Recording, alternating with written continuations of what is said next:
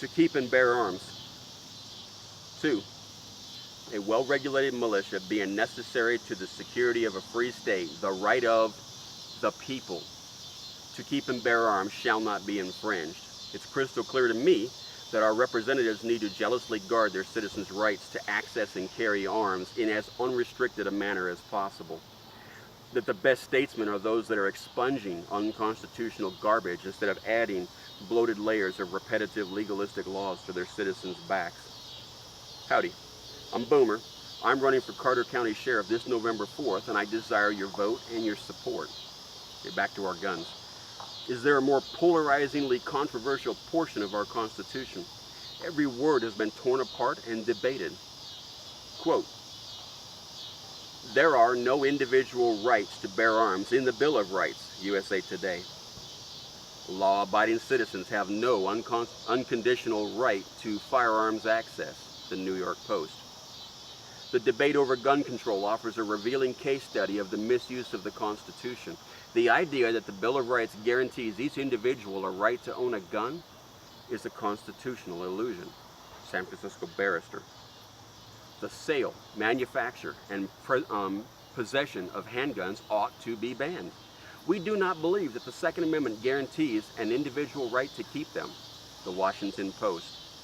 So, the Constitution doesn't give any individual gun ownership. It's argued that the only ones that ought to have a gun are the professionals. Quote, there is no reason for anyone in the country, for anyone except a police officer or a military person, to buy, own, to have, to use a handgun. Michael Gartner, NBC News. The Second Amendment protects only the right to bear arms for the purpose of service in the militia and not firearms ownership unrelated to military service. Second Amendment lawsuit. 52 law professors and historians. Now at the end of this, you come back to that quote and you tell me if those are intellectually honest historians. Quote, the individual's right to bear arms applies only to the preservation or efficiency of a well-regulated militia. Except for lawful police and military purposes, the possession of weapons by individuals is not constitutionally protected, the ACLU. Now everyone seems to agree that the military and the police ought to carry guns, but what about us citizens? In accordance with the Oklahoma Military Code, Title 44, and I'm bouncing the one back prior to 1957 for historical reasons that I'll get into.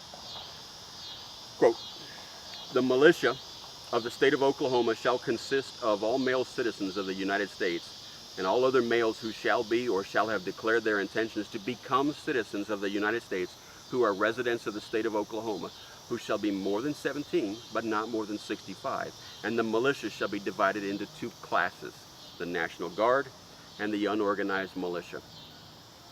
All males. It kind of sounds like we're all included and even expected to be armed, don't it? Don't it? This also gives you a pre-1957 mini-immigration mentality too. Okay, so what was the original intent? That's what I want to know. I don't care what it's been twisted up to be today. What was the clear meaning of the text?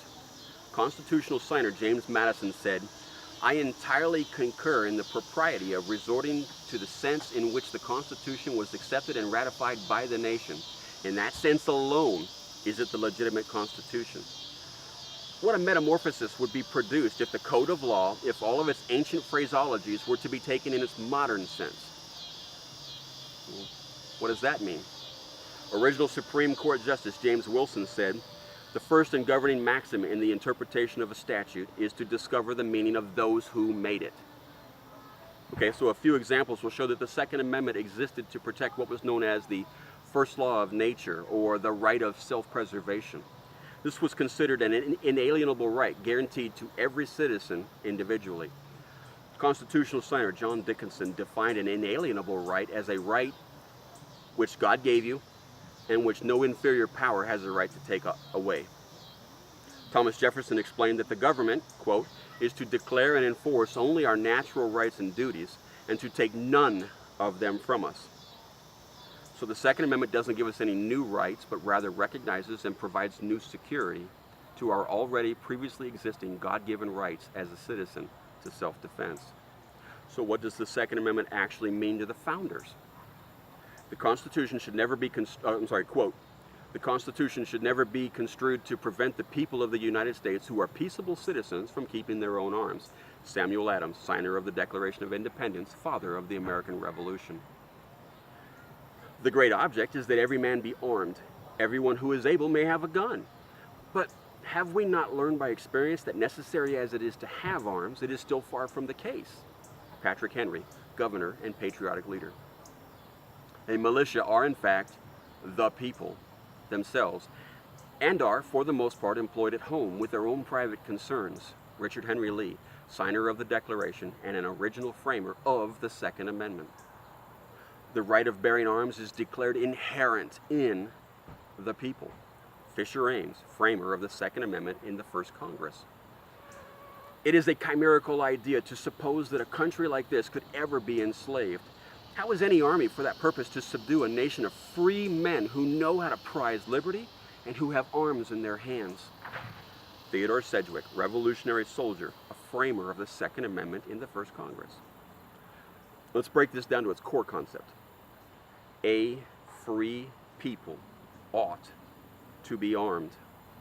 George Washington, President, signer of the Declaration of Independence. Remember how Oklahoma Military Code defined the militia as all men? So where did that come from?